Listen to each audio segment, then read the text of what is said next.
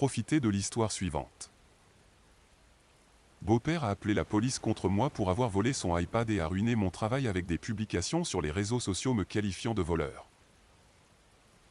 Puis nous avons découvert que c'était en fait son petit-fils qui l'avait pris, mais il n'a jamais présenté d'excuses. Ma femme, 27 ans, et moi, 29 ans, ne sommes pas dans une bonne situation. Ce n'est pas une sensation agréable. Je pense que le contexte est important ici. Nous sommes des amoureux de collège mariés depuis 6 ans et avons une fille de 4 ans. Notre principal obstacle est la famille. C'est comme si nous devions valider notre relation. J'ai toujours pensé que ma femme en valait la peine, cependant. Je n'ai jamais ressenti la même chose pour quelqu'un d'autre qu'elle. La famille de ma femme est très traditionnelle. Ils sont conservateurs dans leurs croyances et leurs valeurs. Mon beau-père, 59 ans, est considéré comme le chef et est vu comme la figure principale. Ma relation avec lui n'a jamais été fluide, pas à cause de mon manque d'effort. Le fait qu'il me tolère est venu après la naissance de ma fille. Je ne crois pas qu'il ait jamais pensé que j'étais assez bien pour sa fille. Je n'étais pas son premier choix ni dans son top 5. Je n'appartiens pas à leur communauté fermée ni au même milieu scolaire UP. Beau-père avait toujours un commentaire ironique sur mon éducation. Lors d'une réunion de famille chez mes beaux-parents l'année dernière, l'iPad de beau-père a disparu. Il a piqué une crise et m'a accusé de l'avoir volé. Son raisonnement était qu'il y avait eu un moment où j'étais seul dans la maison. Je n'ai en fait jamais été seul dans la maison. J'aidais ma belle-mère, 58 ans, dans la cuisine parce que les gens se relaxaient pendant qu'elle travaillait dur pour une grande famille. Il était impossible de raisonner avec lui. Il a appelé la police et a en fait dit aux agents qu'un vrai homme reconnaîtrait ses actes lorsqu'il est pris, mais que je n'avais pas été éduqué pour être un homme. Encore une remarque ironique. J'ai été élevé dans un foyer de femmes. Beau-père a exprimé une fois que seul un homme peut élever un garçon en homme. J'ai pris la parole pendant ces reproches. Toute la situation était humiliante, mais je n'avais rien à cacher. Les agents ont dû calmer le jeu et sont restés sur place jusqu'à ce que chacun parte de son côté. Beau-père a mené une campagne de diffamation sur les réseaux sociaux en m'accusant de vol et ça lorsque je ne l'étais pas. Famille. Des choses vraiment vicieuses ont été dites. Cela a affecté ma vie. J'ai perdu une opportunité d'emploi car ces publications sont apparues lors du processus de vérification. La société se repositionnait et ne voulait pas de drame associé. Essentiellement, j'ai été exclu de la famille. Il y en avait qui n'étaient pas d'accord avec mon beau-père, mais ils ne voulaient pas s'en mêler. Personne ne voulait lui tenir tête. Je n'étais plus le bienvenu sur la propriété de mes beaux-parents jusqu'à ce que je confesse et m'excuse. Ma femme continuait d'assister à tout sans moi et emmenait notre fille avec elle-même le soir. Je voulais passer ce temps avec elle et notre fille, mais elle a choisi de satisfaire son père et de respecter la tradition. Pendant toutes les accusations de mon beau-père, la campagne de dénigrement et l'exclusion, ma femme ne m'a pas soutenu de quelque manière que ce soit. Elle s'est pliée à son père et me disait simplement de m'excuser. Elle disait que j'étais trop têtu en refusant. Ce n'était pas une question d'excuse. Mon beau-père voulait que je le supplie. Je ne suis pas une personne orgueilleuse, mais je ne vais pas m'agenouiller et supplier pardon pour quelque chose que je n'ai pas commis. Ma femme a dit qu'elle essayait seulement de maintenir la paix au lieu d'avoir raison. Lorsque mon beau-père a parlé mal de moi devant notre fille, ma femme n'a jamais réagi. Elle prétendait ne pas l'avoir entendu. Je ne crois pas qu'elle aurait agi d'une manière ou d'une autre. Notre fille m'a soutenu.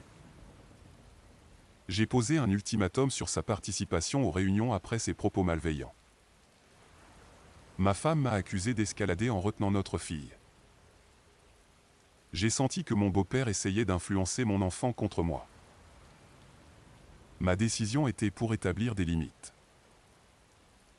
Je n'ai pas demandé à ma femme de couper les ponts avec son père. Je sais à quel point sa famille est importante pour elle. Mais nous sommes mariés.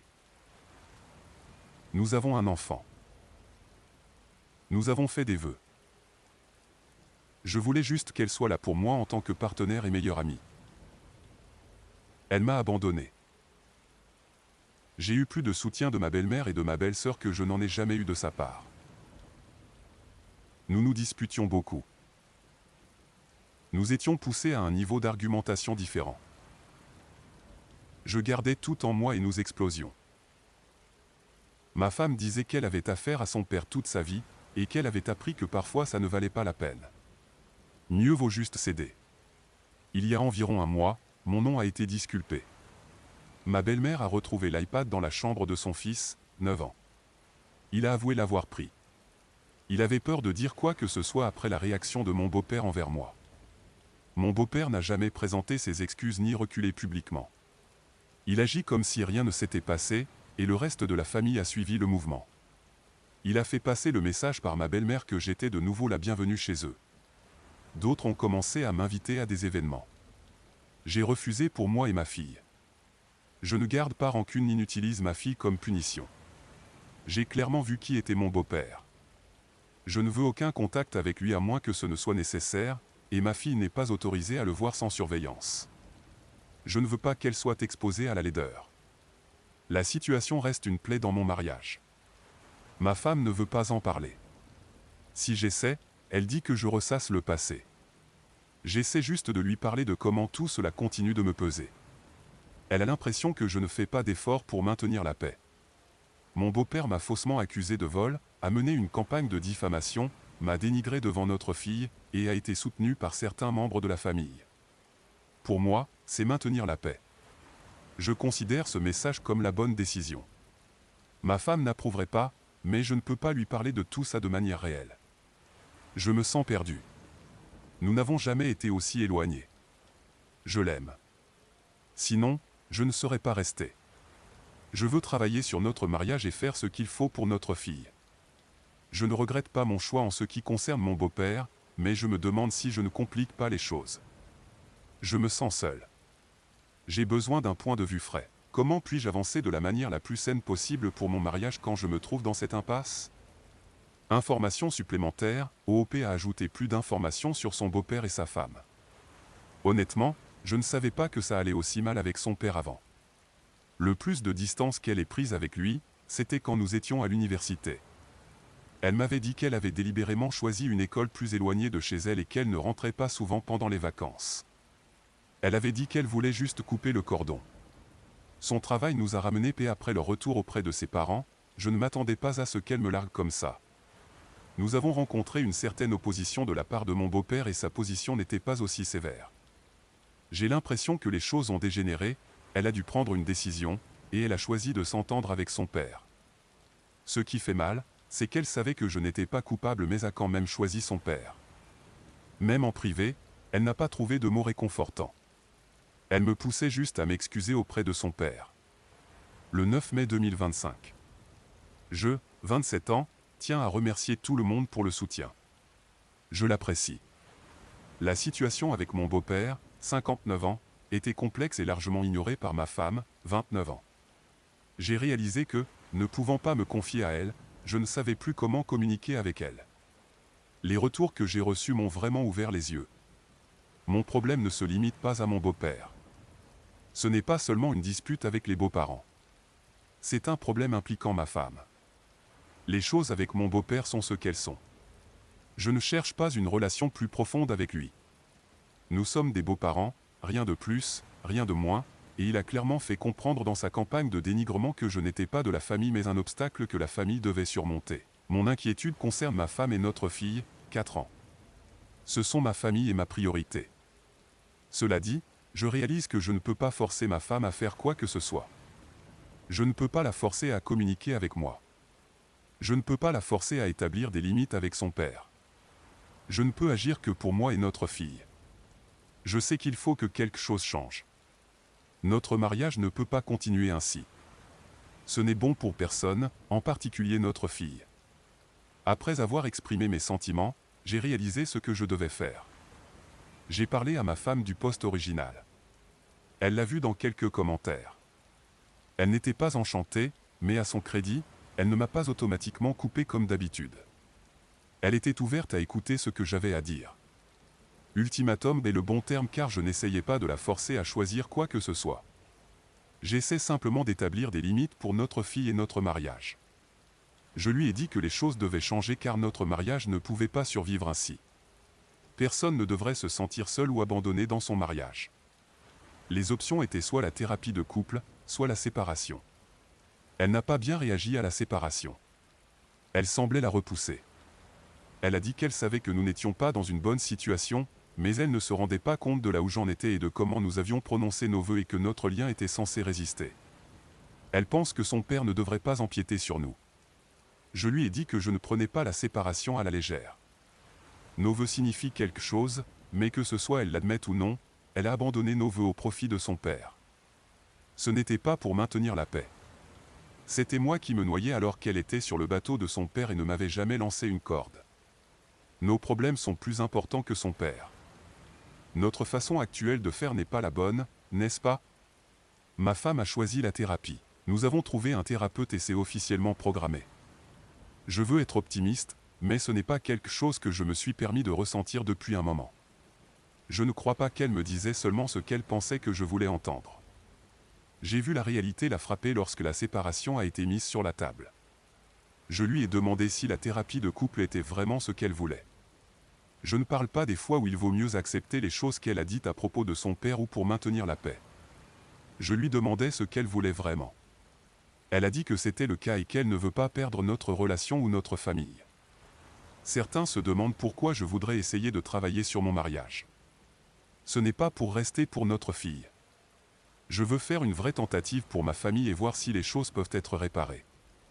Je sais qu'il y a plus à ma femme que ce que je peux voir actuellement.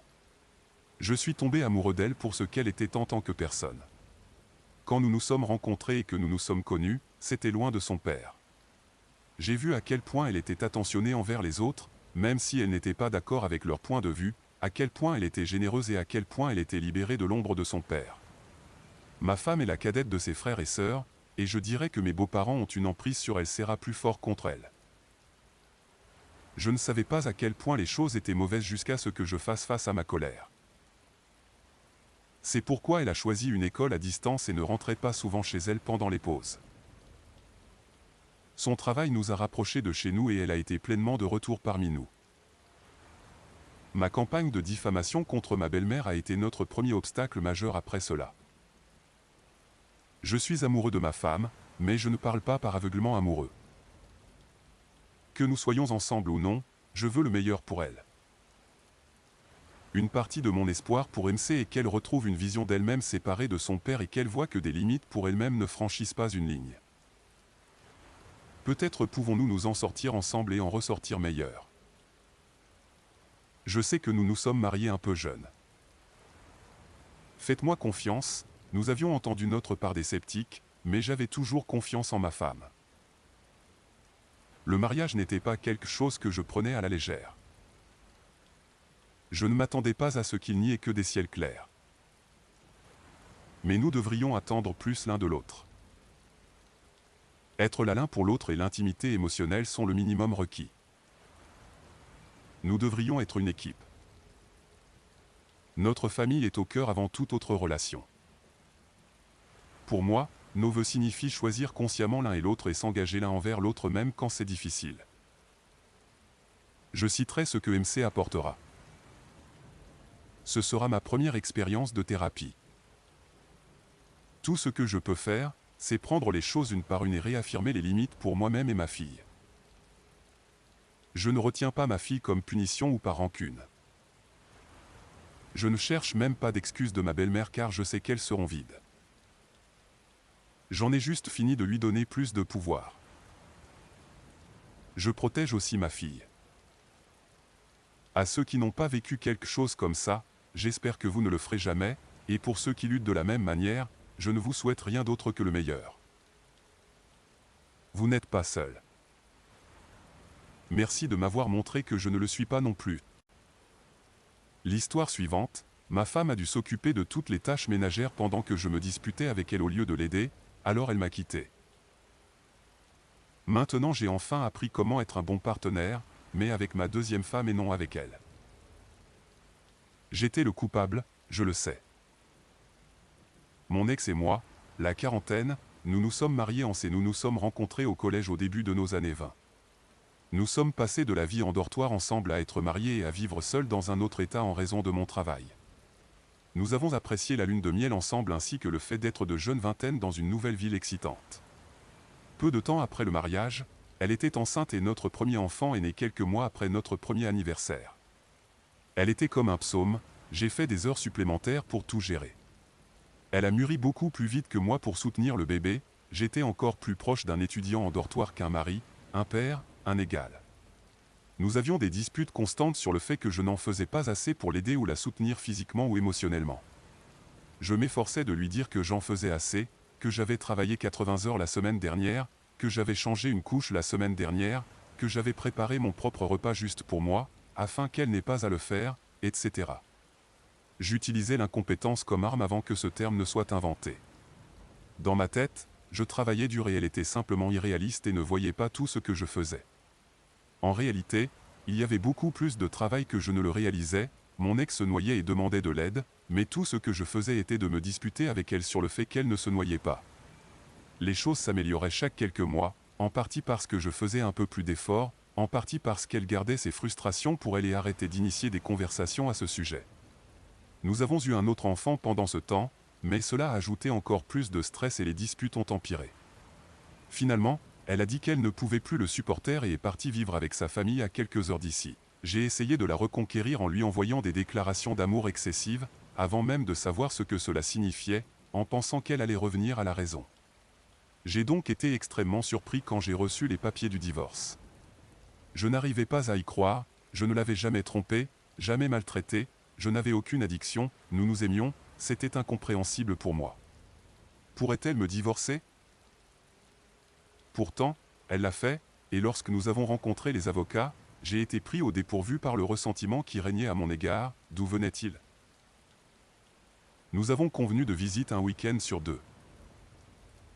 La première fois que j'ai dû m'occuper seul de mes 2 tout-petits pendant 2 jours entiers a été une révélation. Je l'avais fait 1 ou 2 fois quand j'étais marié, mais elle avait tout préparé les repas, choisi les vêtements, nettoyé la maison, etc. J'apprenais encore à faire régulièrement la lessive, la vaisselle tous les jours et à ranger après moi.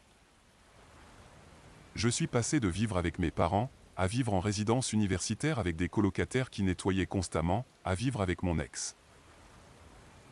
Je savais comment m'occuper d'une maison mais je n'avais jamais eu à le faire seul, quelqu'un d'autre comblait toujours les lacunes.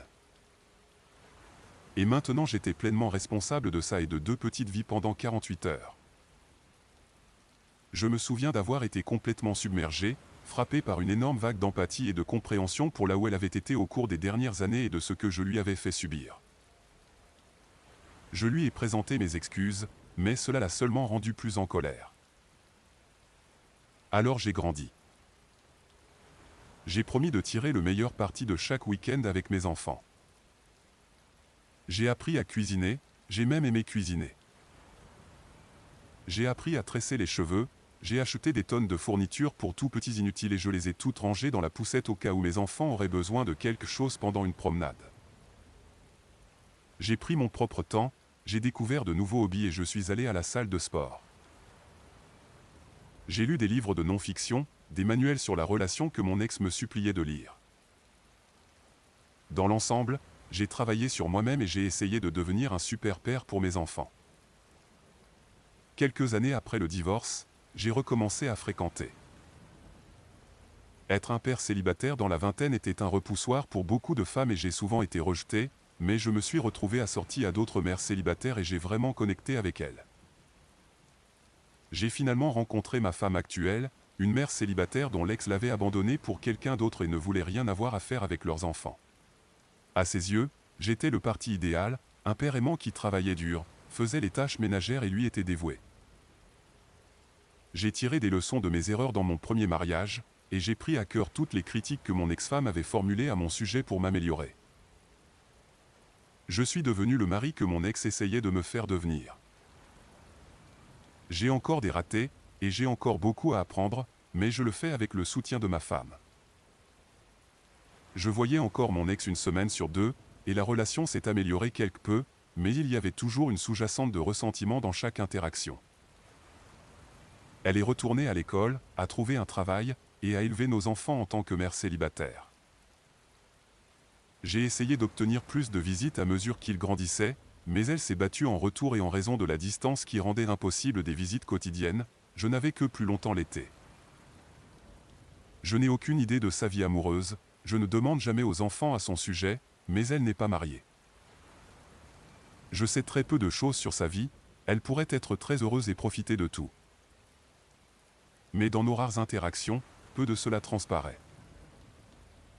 Maintenant, notre plus jeune est en terminale et va obtenir son diplôme, et j'ai commencé à parler plus à mon ex pour me préparer à cela. C'est surtout cordial, mais parfois des traces de colère et de commentaires passifs-agressifs ressortent. Je l'ai remerciée d'avoir été une merveilleuse mère pour nos enfants et de les avoir élevés, et encore une fois, je me suis excusé de ne pas avoir été là pour elle, ou de ne pas l'avoir prise au sérieux toutes ces années auparavant.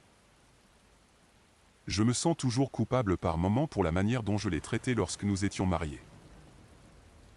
Elle s'apprête à se retrouver seule après avoir consacré sa vie aux enfants tandis que j'avais échoué, et moi, je vis la vie de famille banlieusarde que nous avions planifiée, mais avec quelqu'un d'autre qu'elle. Suis-je encore un crétin pour avoir tiré des leçons de mon divorce et être devenu le mari que j'aurais dû être avec mon ex-femme? Mise à jour, 12 mai 2025. Merci à ceux qui continuent de demander des nouvelles. Bien qu'il n'y ait aucun changement par rapport à la question originale de mon dernier message, je serai toujours celui qui a dans les yeux de mon ex. Je porterai cette culpabilité pour toute ma vie, continuerai à essayer de me réconcilier avec elle, et vais essayer de mieux faire avec ma femme et mes enfants. Il y a eu un événement qui a apporté un peu de clôture récemment. Mon plus jeune enfant, maintenant 18 ans, avec mon ex, va terminer ses études ce mois-ci. Mon ex a organisé une fête pour eux chez elle à laquelle ont assisté la famille immédiate et des amis des deux côtés. C'était la première fois que de nombreux membres de nos familles respectives se retrouvaient depuis notre mariage il y a plus de 20 ans. Nous avions organisé des fêtes séparées pour la remise de diplôme de notre enfant aîné il y a 2 ans. Dans l'ensemble, la fête s'est très bien passée. Notre fille a été célébrée et s'est sentie appréciée. Elle a dit que c'était un peu étrange de voir ces deux mondes se rencontrer, comme lorsque ses demi-frères et sœurs traînaient avec ses cousins maternels, ou quand les deux ensembles de grands-parents passaient beaucoup de temps à discuter et à rire. Ça m'a fait ressentir une pointe de culpabilité de voir ma fille ne pas se souvenir d'une époque où ses grands-parents étaient de proches amis, comme c'était le cas avant que sa mère et moi divorcions. Ma femme et mon ex ont passé du temps ensemble et ont ri quelquefois. Ma femme ne me dit pas de quoi elles ont parlé, donc je suppose qu'elles ont partagé quelques anecdotes sur moi. Mon ex et moi avons également eu l'occasion de discuter. Nous avons principalement parlé des enfants et de combien nous étions fiers de notre fille, à quel point elle était excitée à l'idée de partir à l'université, et ce que faisait notre enfant aîné. Elle a demandé ce qui allait se passer ensuite avec notre famille et je lui ai donné des nouvelles sur mes enfants plus jeunes et sur leur future remise de diplôme et activités. Elle m'a dit qu'elle était excitée et un peu anxieuse à l'idée d'avoir un nid vide. Son travail est pour la plupart le même mais se passe bien et elle prévoit de voyager. Elle a également mentionné en passant le nom de Marc pendant notre conversation. Marc et elle avaient parlé de quelque chose, et je n'avais aucune idée de qui elle parlait. Peut-être est-ce quelqu'un qu'elle fréquente, mais elle n'a pas donné de détails, je n'ai pas creusé, et le sujet a été laissé de côté. Je suppose que nous supposons chacun que nos enfants informent l'autre parent à propos de nos actualisations respectives de vie. Plus que cela ne le font réellement, car cela ne semblait pas qu'elle essayait de me révéler des nouvelles majeures. Quand elle l'a dit. Et il n'y avait pas de Marc présent à la fête donc je n'ai vraiment aucune idée de quel est leur lien. Vers la fin, je l'ai encore remerciée d'être une mère merveilleuse pour nos enfants et je me suis brièvement excusé à nouveau pour mes actions d'il y a des années. Elle a gentiment répondu et s'est excusée d'avoir tant lutté contre moi lorsque j'ai demandé plus de visites il y a une décennie. Notez qu'au départ, je ne voyais les enfants qu'un week-end sur 2 avec de courts étés. J'ai insisté pour avoir plus de visites après m'être remarié, avoir déménagé dans une maison plus grande qui pouvait accueillir tout le monde, et être en mesure de m'occuper des enfants plus longtemps. J'ai demandé un partage équitable mais j'ai fini par obtenir un ratio de 40 à 60 après une médiation amère. Nous sommes revenus à parler des enfants et la conversation s'est surtout terminée après cela. Quand cela semble être tout, je ne vois pas la nécessité d'autres mises à jour. Je doute de voir beaucoup mon ex. Les enfants, maintenant adultes, font chacun leur propre chose, ont leur propre voiture et peuvent rendre visite à leurs parents et frères et sœurs individuellement comme ils le souhaitent. Il n'y a plus de transfert de garde entre mon ex et moi, il y aura probablement des remises de diplômes universitaires et peut-être des mariages éventuels, mais au-delà de cela, nos interactions sont principalement terminées. Alors que nous nous sommes causés mutuellement de la frustration, de la douleur et du ressentiment au beau-père des années après le divorce, et que j'aurai toujours cette culpabilité d'avoir échoué dans notre mariage, finalement nous avons réussi à élever 2 enfants heureux qui commencent leur propre vie d'adulte. Chacun de nos chemins de vie a pris des voies inattendues pour en arriver là, mais nous y sommes arrivés malgré tout et nous sommes fiers que nos enfants aient réussi à traverser tout en se sentant aimés. Ma femme et mes plus jeunes enfants sont également heureux et se portent bien. Il y a plein de mises à jour avec eux tous mais elles ne sont pas pertinentes pour ce subreddit. Je ne suis pas l'étrange d'entre eux, je suis juste le père et le mari, bien que parfois ils soient embarrassés ou réticents à admettre ces associations. Je suis là pour t'aider. N'hésite pas à me poser toutes tes questions.